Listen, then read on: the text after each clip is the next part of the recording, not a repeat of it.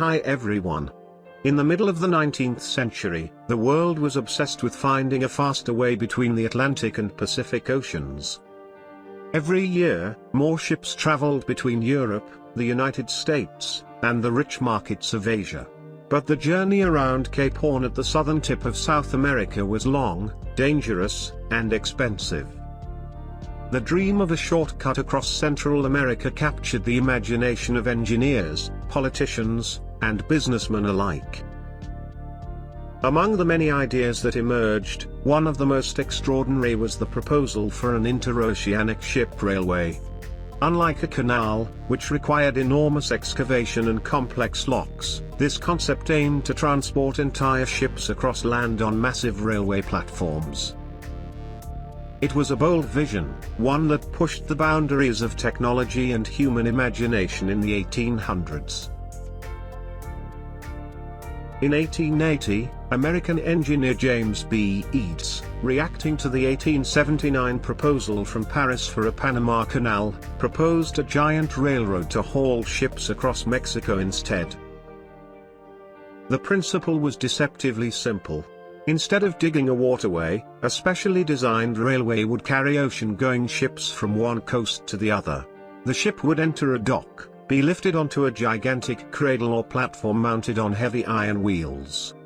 Huge locomotives, 5 times as large as any then in existence, would pull the ship across the isthmus at 10 miles per hour, completing the entire transit in 16 hours.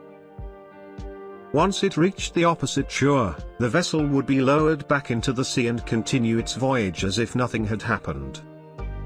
This would essentially create a dry canal, a path across the continent without the need to carve through mountains or fight the tropical diseases that plagued canal construction. There were many advantages, including cost, speed of construction, and even the speed of transit from sea to sea. Central America has 2 narrow necks of land that separate the Atlantic and Pacific waters. The Isthmus of Panama is only 50 miles across, while Mexico's Isthmus of Tehuantepec measures about 134 miles. But here's the key difference: Panama is wet, swampy, and plagued with disease, while Tehuantepec is dry, making it far more suitable for construction in the eyes of 19th century engineers. That is why the Tehuantepec route became the focus of the project. By selecting this path, the designers hoped to avoid the endless mud and deadly fevers of Panama. By choosing Tehuantepec, the project's backers hoped to avoid the enormous political and technical obstacles that other schemes faced in Panama or Nicaragua. They imagined a bustling route where ships from around the world would glide onto railway platforms, be pulled across the land, and relaunched into the opposite ocean within hours. The engineering required to make this dream a reality was staggering. Ships of the mid-19th century weighed thousands of tons, and their delicate hulls were not designed to rest on dry land for long periods. To address this, designers envisioned massive cradles with adjustable supports that would carefully distribute the weight of each vessel. The railway itself was planned with an unusually wide gauge, capable of supporting platforms large enough to carry entire ships. Locomotives would be built to handle unprecedented loads, pulling a ship across hills, rivers, and uneven terrain. Bridges would need to be strong enough not for trains, but for floating cities of wood and steel. It was a project that demanded engineering solutions far beyond anything that had been attempted on such a scale. The ambition of it captured the spirit of the age, an era when steam power and iron seemed capable of overcoming any barrier. The US Senate approved the plan in 1887, but the House bill to support it was blocked and never came up for a vote. The Interoceanic ship railway never moved beyond the planning stage. The costs were overwhelming, and investors hesitated to commit to a project so experimental. Questions arose about safety. Could a vessel truly be transported across land without twisting or breaking its hull? Would the railway survive the immense stresses of such operations? At the same time, competing projects gained momentum. The dream of a true interoceanic canal, especially in Panama, continued to dominate political and commercial discussions. By the late 19th century, attention had shifted entirely toward canals, leaving the ship railway an ambitious but unrealized idea.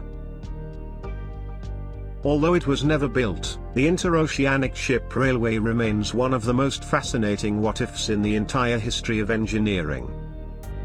It was more than just a technical proposal, it was a symbol of the boundless confidence of the 19th century, a time when people truly believed that steam, steel, and human determination could overcome any obstacle.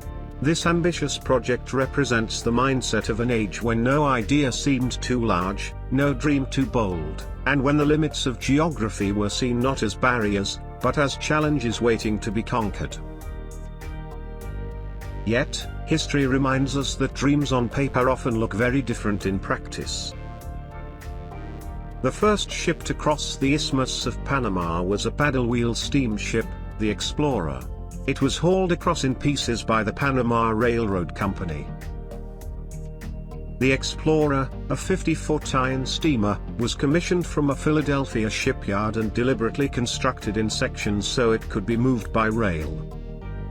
Its hull was divided into 8 bulky pieces, while the paddle wheel and engine were dismantled into smaller components. The heaviest burden was the great iron boiler, tipping the scales at more than 3 tons. Together, these parts formed a difficult and unwieldy cargo for the newly built Panama Railroad. The pieces reached the Atlantic terminus on August 20, 1857. Later, the engineer Ives would remark that the entire operation proved to be a source of more trouble than profit. In a way, that single experiment served as a living demonstration of the very reason the Interoceanic ship railway was never realized. The vision was magnificent, but the logistics were crushing. And yet, even in its failure, the idea lived on in smaller, humbler forms. Across North America and Europe, rail systems were built to transport barges and smaller vessels across short stretches of land or around river obstacles.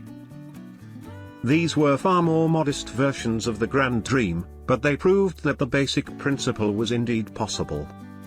What they could not do, however, was scale the concept up to the immense size and weight of ocean-going ships. So the Interoceanic ship railway remains in our history as both a monument to human imagination and a cautionary tale about ambition.